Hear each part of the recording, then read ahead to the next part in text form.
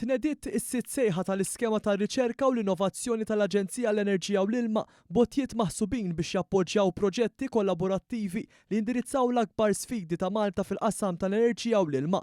Mindu tnediet l-ewwel darba fl-2020 l-iskema diġà allokat aktar minn €2 miljun fi 15 il-proġett li waslu għal soluzzjonijiet konkreti li kontribwixxu għal anijiet ta' sostenibilità ta' pajjiżna. Dan tħabbar mill-Ministru responsabbli mill-Enerġija Mirjam Dalli u s-Segretarju Parlamentari għal-Riċerka u l-Innovazzjoni Kit Azzoparditanti waqt żjara li saret għand Arbetax. Arbetax hija waħda mill-benefiċjarji fis-snin li għaddew u ħadmet fuq soluzzjonijiet innovattivi fil-qasam tal-enerġija u l-ilma f'kollaborazzjoni mal-Università ta' Malta.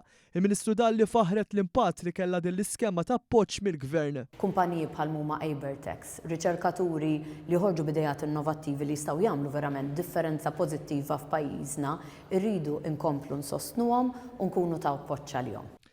Is-sitt sejħa fetħet it-tnejn budget totali ta' €400,000 se tibqa' miftuħa sa' 26 ta' Settembru li ġej.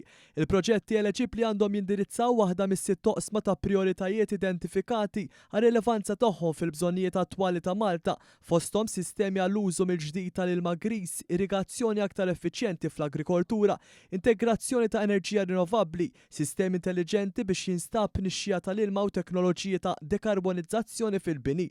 Is-Segretarju Parlamentari Azzoparditanti wkoll laqa t-tnedija ta' din is-sejħa ġdida fl-iskema. Tul l-aħħar 6 snin ġew iffinanzjati xejn inqas minn 15 il-proġett bejn ir-riċerkaturi fl-Università kif ukoll mal-industrija fejn ingħataw u ħarġu soluzzjonijiet impatt f'suġġett delikat u importanti ħafna, jiġifieri l-użu sostenibbli tal-ilma u l-enerġija. Minnaħa tiegħu Manuel Sappiano, kap eżekuttiv tal-Aġenzija l-Enerġija u l-Ilma, enfasizza domanda fl-interess dejjem jikber għall-iskema.